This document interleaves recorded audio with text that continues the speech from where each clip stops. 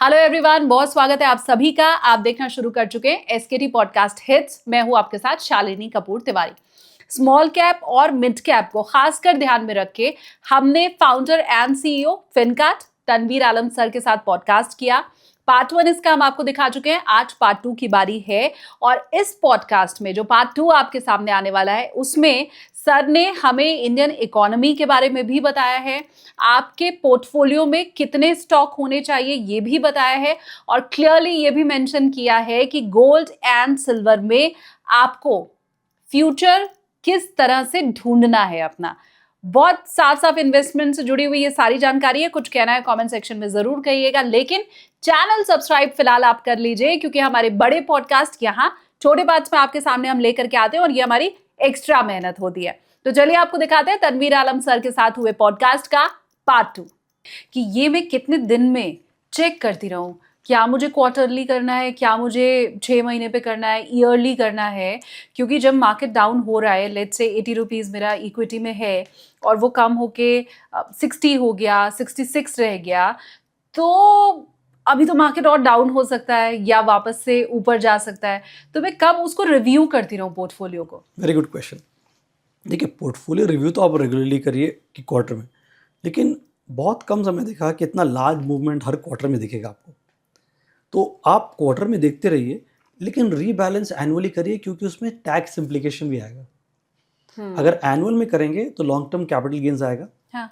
ठीक है, और उसको भी आप बहुत स्मार्टली कर सकते हैं। किसी में एक में प्रॉफिट बुक करेंगे, एक में अगर लॉस बुक करेंगे आप, क्योंकि ये इन्वर्सली कोरिलेटेड एसेट क्लास है। हाँ। लॉस बुक करेंगे तो उसको टैक्स लॉस हार्वेस्टिंग कहते हैं। तो एक में प्रॉफिट किया आपने, दूसरे में आपने लॉस बुक किया, तो आपके टैक्स कैपिटल गेन टैक्स कम हो जाएगा। सो आप एनुअली अगर रीबैलेंस करेंगे तो ये टैक्स एफिशिएंट हो सकता है, बहुत ज़्यादा टैक्स आपको देना भी ना पड़े। लेकिन आप व्यू तो रेगुलरली करिए, quarterly, see on track, and rebalance annually करिए। बट ये बहुत शानदार आपने मुझे बताया। मुझे लगता है व्यूवर्स मुझे कमेंट करके ज़रूर बताएं, क्योंकि जैसे सर कह रहे हैं कि ना तो टॉप पे कोई बेच पाता है और ना बॉटम पे कोई ख़रीद पाता है, लेकिन ये जो फ्रेमवर्क आपने बताया है इसमें हम टॉप पे बेच भी पाएंगे और बॉटम पे हम खरीद भी पाएंगे। अब लेकिन एक और काउंटर है, वो ये है कि हाल फिलहाल में हमने ऐसा देखा, पहले क्या होता था, जब मार्केट डाउन जाता था गोल्ड एंड सिल्वर अप होता था, जब गोल्ड एंड सिल्वर डाउन जाता था हम देखते थे मार्केट अप जा रहा है, मतलब ऑपोजिट दोनों काम कर रहे होते थे। अभी हमने देखा जनवरी 2026 तक की मार्केट भी ऊपर जा रहा है, गोल्ड एंड सिल्वर भी ऊपर जा रहा है। अभी उसके बाद क्या है, मार्केट भी नीचे आ रहा है, गोल्ड एंड सिल्वर भी नीचे आ रहा है। तो किधर से बेचें, किधर को डालें? दोनों ही नीचे जा रहे हैं या दोनों ही ऊपर जा रहे हैं?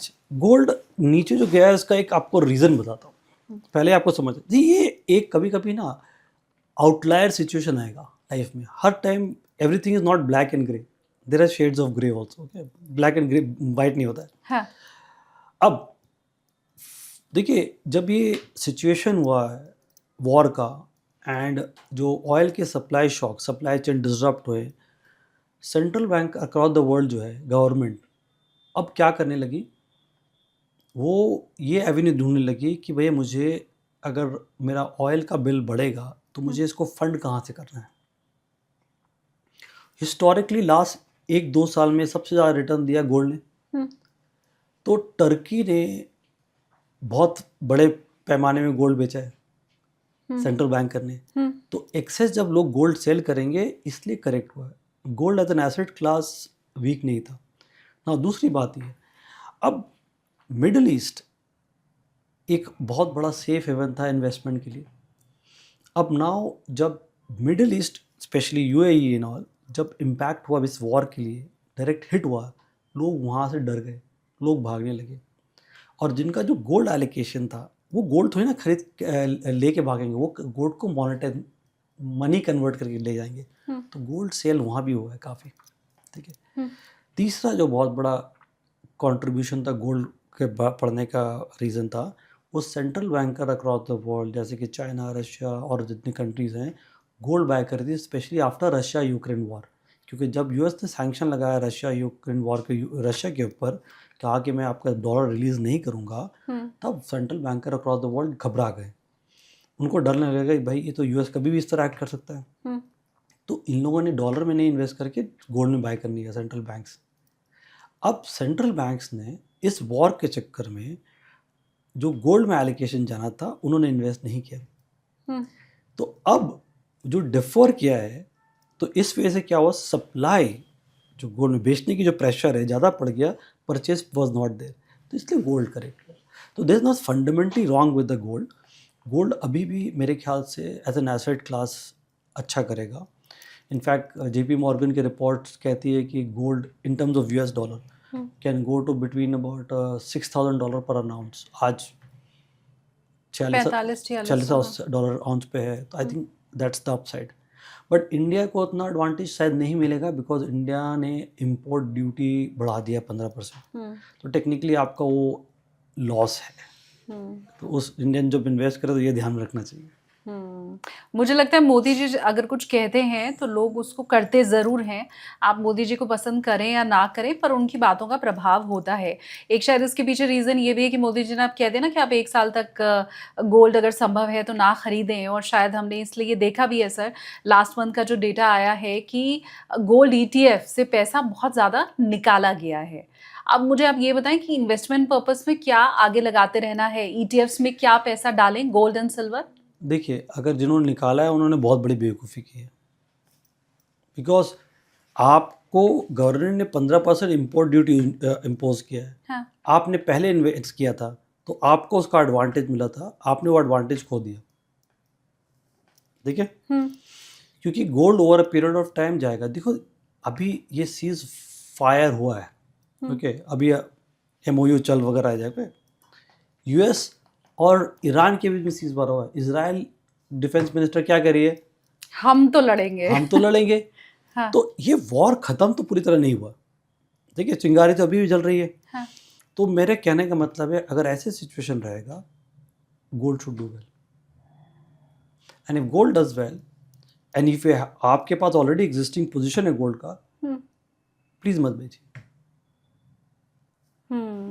एग्जिस्टिंग पोजीशन है तो ना बेचें गोल्ड, लेकिन क्या नया निवेश हमें जारी रखना है, ये एक सवाल। और फिर सिल्वर को लेके भी मैं आगे आपसे चर्चा करने वाली हूँ कि क्या वो भी आउट परफॉर्म जैसा पहले कर रहा था, हमने देखा था गोल्ड को, वो क्या आगे जारी रखेगा। लेकिन पहली बात ये कि अभी निवेश जारी रखना है सोने में।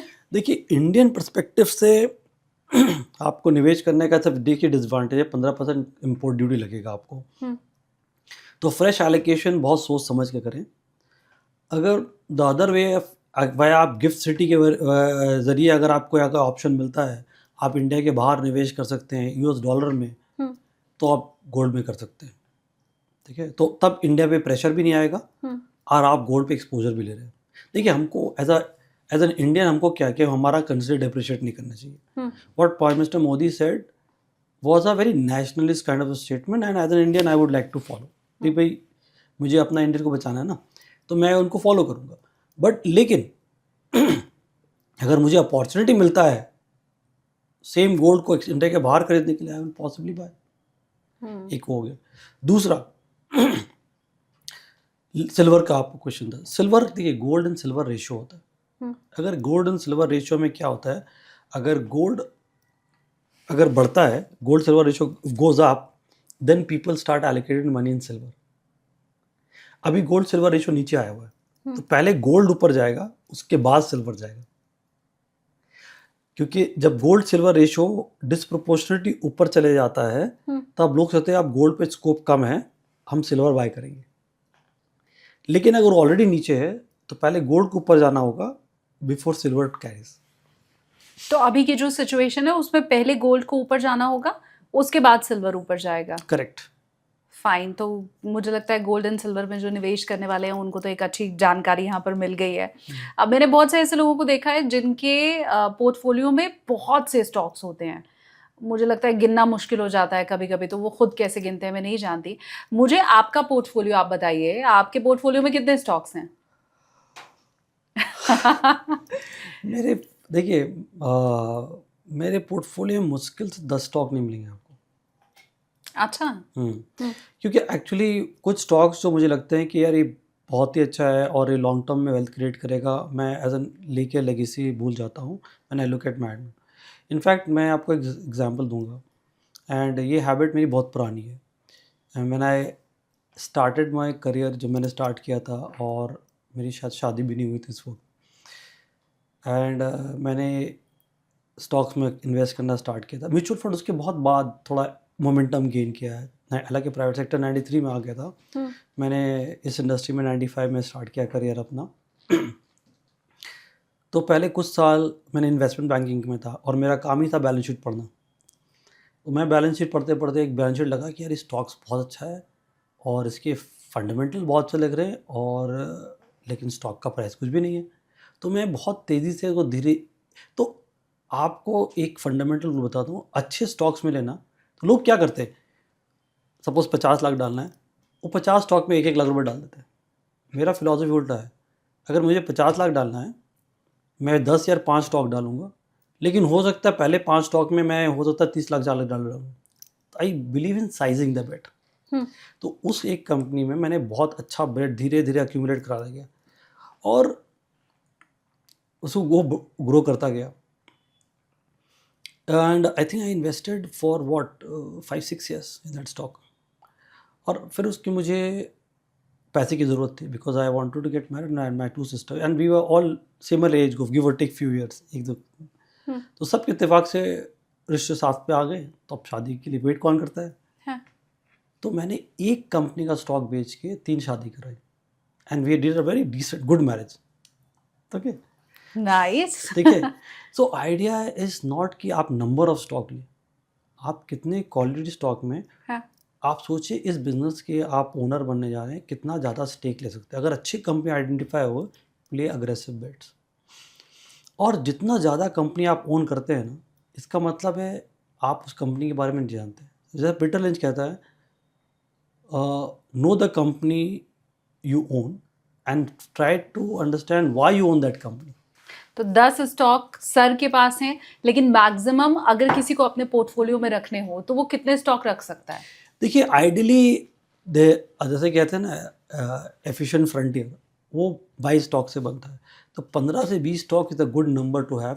उसके बियॉन्ड ट्रैक करना बहुत मुश्किल है, क्योंकि देखिए आप जब कंपनी ओन करते हैं ना, आपको उसके सारे इन्फॉर्मेशन पता होने चाहिए कि क्या हो रहा है, प्रोमोटर्स क्या कर रहा है, उसकी क्या अपॉर्चुनिटीज़ हैं, क्या डील साइन हो रहे हैं, एवरी इन्फॉर्मेशन। एंड बट बहुत ज़्यादा कंपनी हो गए ना, तो आप वही बात हो गई, आप कसिनो में गए हो, रूले टेबल में हो, आप हर नंबर में बैठ करके चाह रहे हो कि मैं गेम जीत जाऊँ, वो ऐसा नहीं होता। That will not give you result. You have to own quality stocks. Quality stocks तो गिने चुने मिलेंगे आपको अच्छे। और आप कितना एक्सपेक्ट करते हैं कि आपको रिटर्न मिलेगा उन स्टॉक से? हाँ, ये बहुत इंपॉर्टेंट क्वेश्चन है। लोग एक्सपेक्ट करते हैं कि मैं 20% 24% रिटर्न, मेरा एक्सपेक्टेशन वैसा रहता नहीं है। लोग बताते भी तो ऐसे ही हैं सर, वो कहते हैं हम तो 30% से नीचे हमें मिलता ही नहीं है कभी, कोई कहता है 25% से कम नहीं मिलता। देखिए वो गलत कहते हैं। दरअसल आप वॉरेन बुफे से बेटर कौन इन्वेस्ट होगा? हाँ। अब उनका ट्रैक रिकॉर्ड 20-22% के ऊपर नहीं है, 18% है, वो 20%। देखिए नॉर्मल जो स्टॉक एक्सपेक्टेशन है ना, अगर इंडिया नॉमिनल जीडीपी ग्रोथ करेगा 12% से, तो आप एक्सपेक्ट करिए कि अगर अच्छा स्टॉक होगा तो आपको 15 हो जाएगा, 18 हो जाएगा, उससे ज़्यादा नहीं आएगा कंसिस्टेंट बेसिस में। आप 1-2 स्टॉक में लकी हो गए तो बहुत अच्छी बात है, और लेकिन उसमें आपने अगर बेट भी अच्छा ले लिया तो आपका पोर्टफोलियो बहुत अच्छा लगेगा। लेकिन बहुत से टाइम में देखा गया है ना, क्योंकि लोग ओवर डाइवर्सिफाई करते हैं। ओवर डाइवर्सिफाई करने का था, अगर आपका 1-2 बुलजाई भी लगता है ना, लेकिन उसमें बेट इतनी छोटी होती है तो आपको पोर्टफोलियो में बैक नहीं करता। Very true. That is the problem. तो मुझे लगता है पोर्टफोलियो आपको कैसे बनाना है वो एक एक करके आपको बात समझ में आ रही है। अब अगर मैं आपका बेस्ट पिक समझना चाहूँ, आपको कौन सबसे बेस्ट इस वक्त मार्केट में लग रहा है, तो मिड कैप और स्मॉल कैप के लिए आप क्या कहेंगे?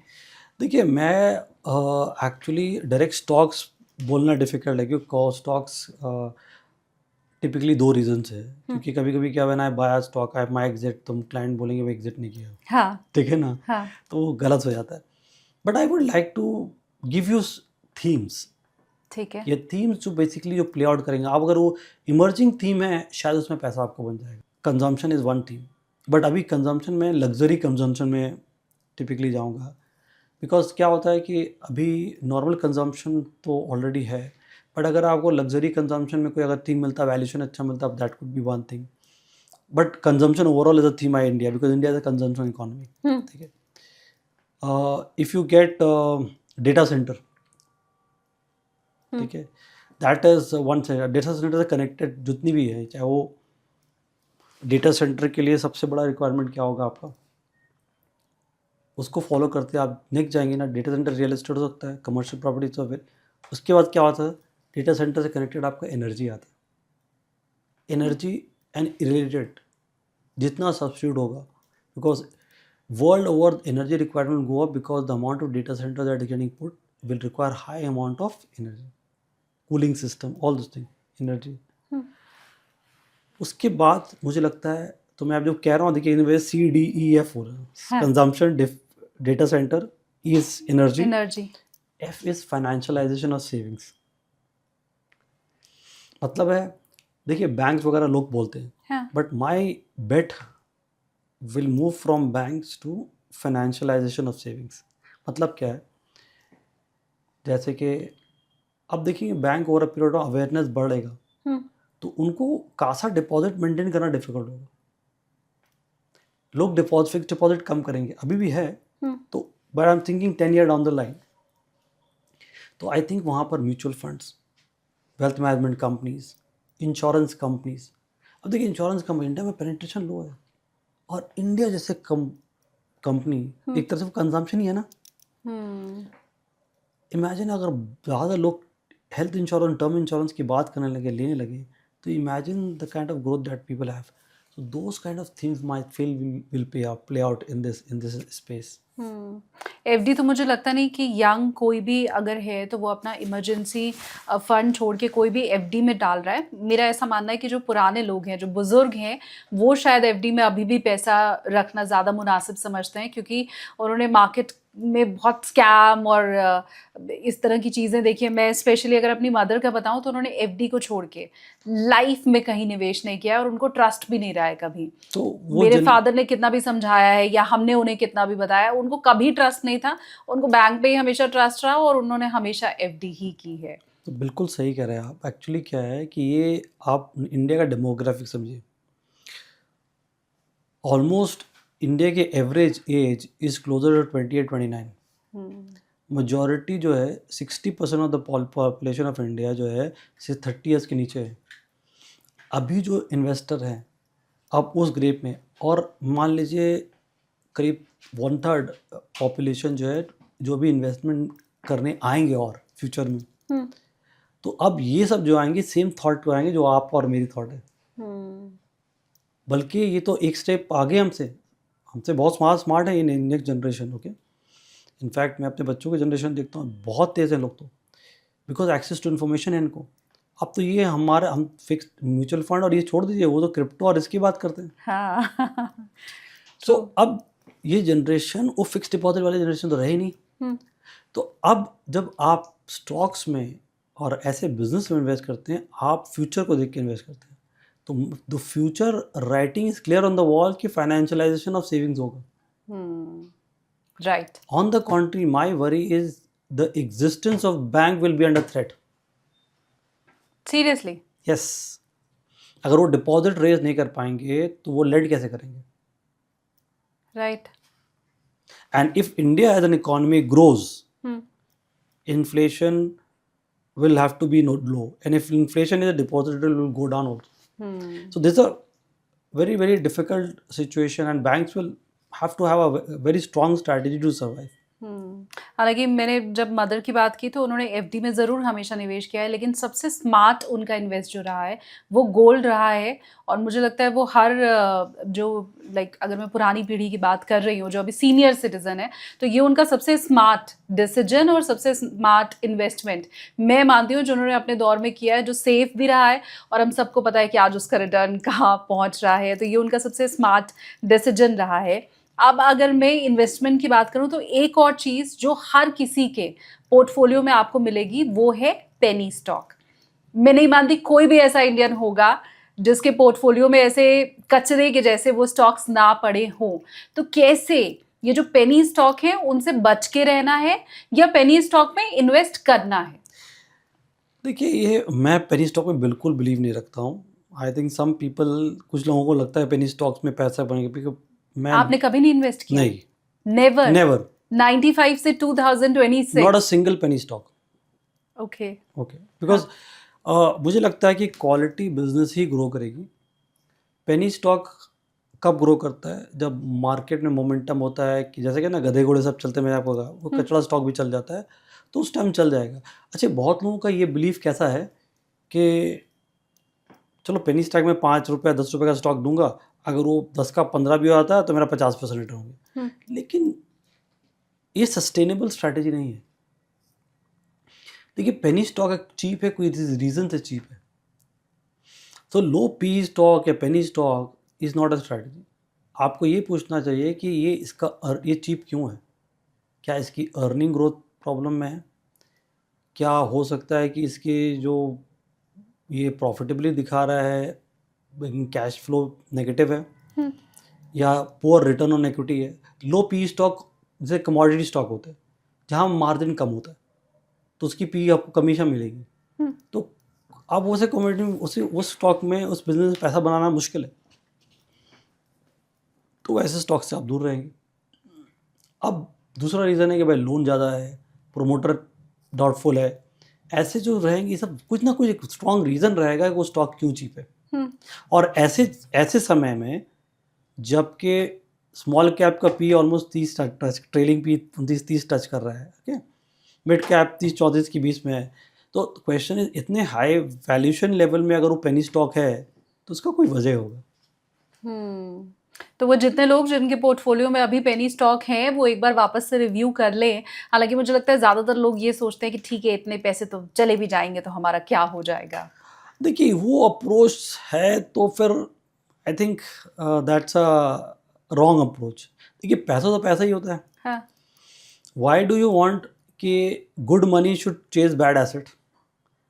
आपके अच्छे पैसे शुड चेज अच्छे एसेट्स। हाँ।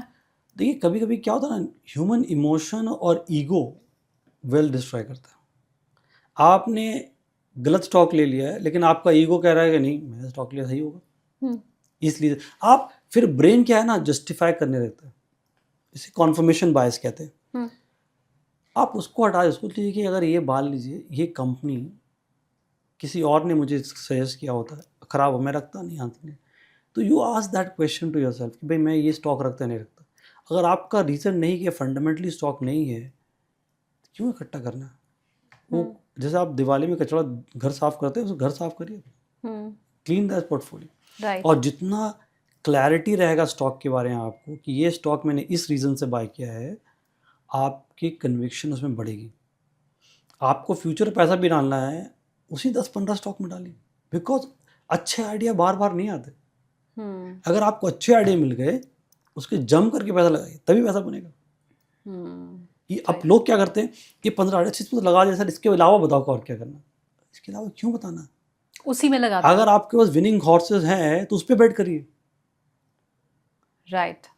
आप कह रहे हैं मेरे पास 15 विनिंग हॉर्सेस है और उसके बाद में मैं गधे हैं, मैं गधे में क्यों लगाऊंगा? ठीक बात है। राइट। अब मुझे आप ये बताइए कि FIIs का लगातार मार्केट से पैसे निकालते जाना आपको ये क्या कुछ गलत साइन दे रहा है? हम ऐसा मान के चलते हैं कि FIIs को शायद पहले ही पता चल जाता है या शायद मार्केट आपको पहले ही इंडिकेट करना शुरू कर देता है। तो ये लगातार पैसा निकालते जाना मार्केट से, ये किस ढंग से आप देख रहे हैं? देखिए, FIIs का निकालना जो है सिर्फ इंडिया नेगेटिव नहीं है उनके लिए। वो FIIs are very opportunity investors. वो ग्लोब वर्ल्ड को देखते हैं कहाँ इन्वेस्ट करना है।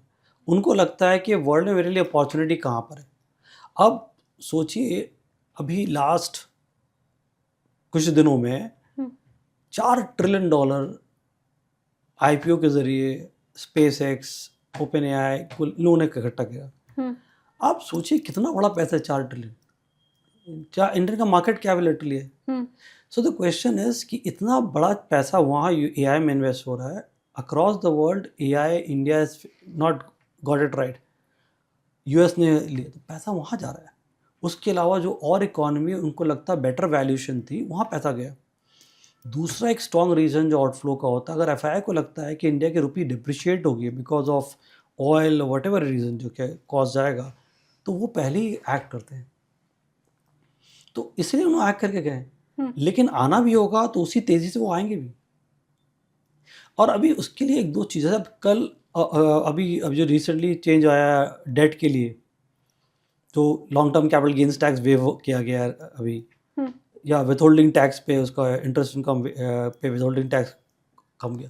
अगर ये इक्विटी के लिए चेंज कर जाए, एफआई हो सकता है बहुत तेज़ी से आ जाएंगे, क्योंकि एक परपेचुअल डिमांड है इन लोगों का, एफपीआई का, कि इक्विटी में टैक्सेस कम हो, या एक टैक्स का एक्स्ट्रा क्लैरिटी मिले कि भाई लॉन्ग टर्म जो मिले टैक्स सेम रहेगा for a foreseeable future. I think वो सर्टेनिटी एफपीआई को चाहिए। आप मानते हैं कि कम होना चाहिए वो टैक्स?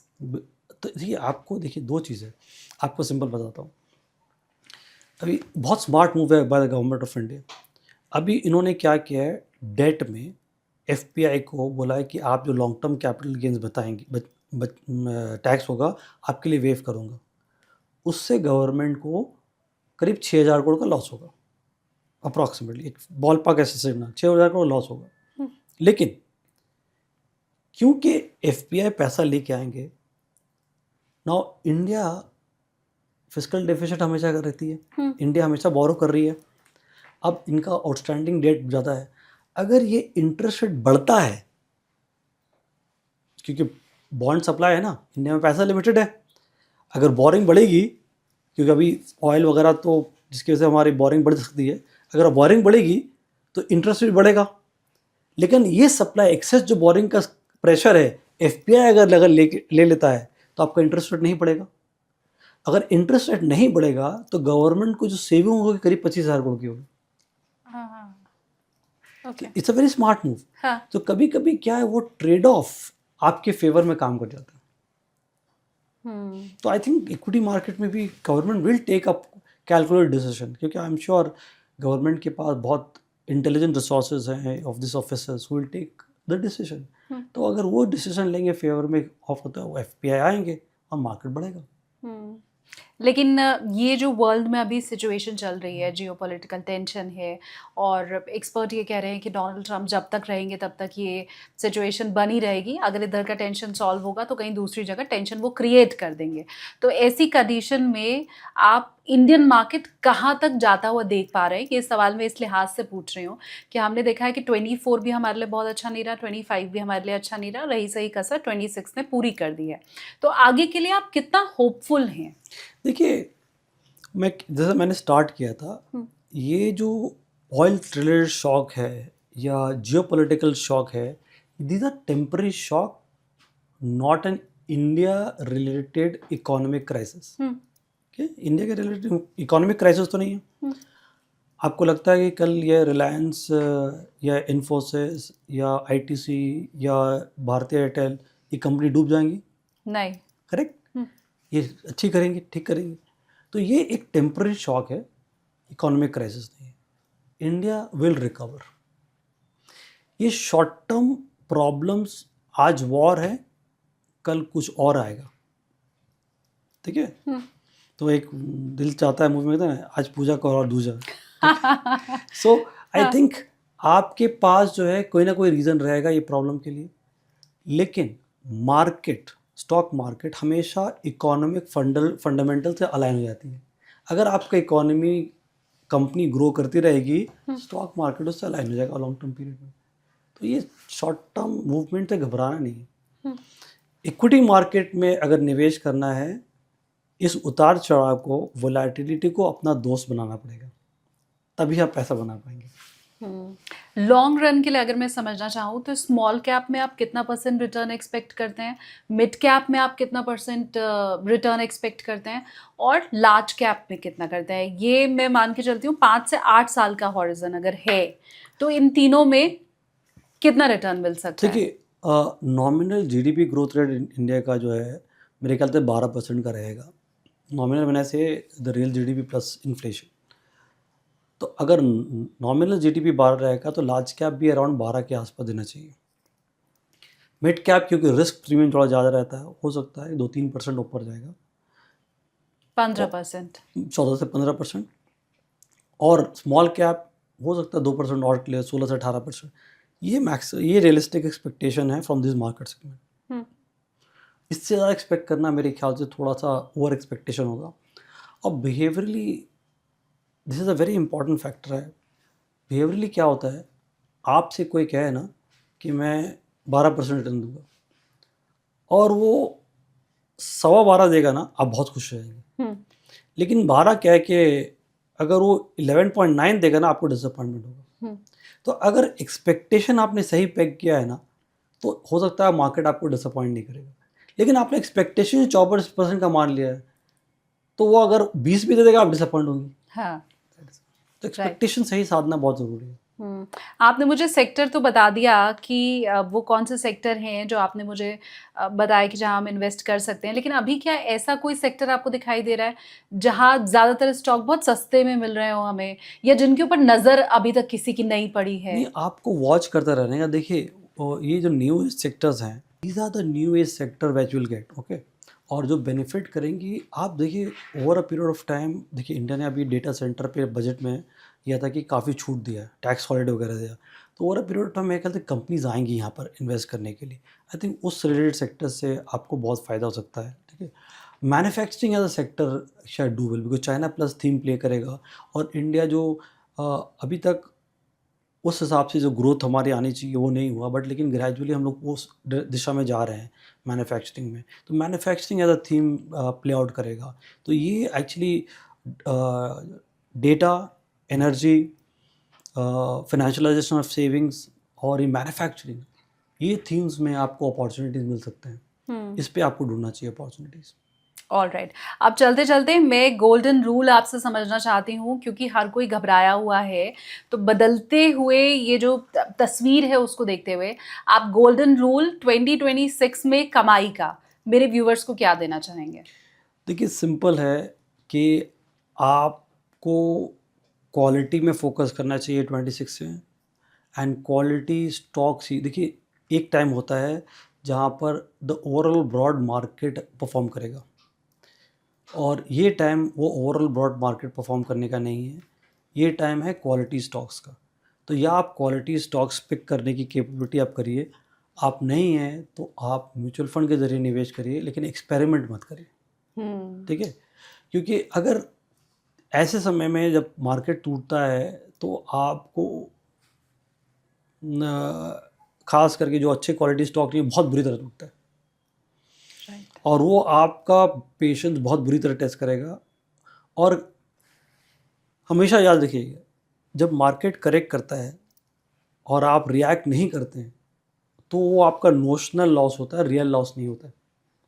लेकिन अगर आप उस प्रेशर में बेच देते हैं, हाँ, तो वो नोशनल लॉस रियल लॉस में कन्वर्ट हो जाता है। राइट, ठीक है, अगर आप क्वालिटी में बने रहेंगे तो आप हो सकता है कि प्रेशर कम रहेगा, आप रिएक्ट नहीं करेंगे, क्योंकि at the end of the day हम इंसान हैं। Because loss of money gets processed in the same part of brain that deal with death and mortality. इतना पावरफुल होता है। सो अगर आप रिएक्ट करते हैं तो प्लीज़ अपने आप को कर्ज मत करिए। ये एक्चुअली नॉर्मल ह्यूमन बिहेवियर है। हाँ। अब इस ह्यूमन बिहेवियर को अवॉइड करने के लिए आप क्वालिटी से बने रहिए। अगर क्वालिटी कंपनी में इन्वेस्ट किया है या क्वालिटी फंड में इन्वेस्ट किया है, over a period of time वो आपको रिटर्न बना के देगा। बस पेशेंस रखना आप।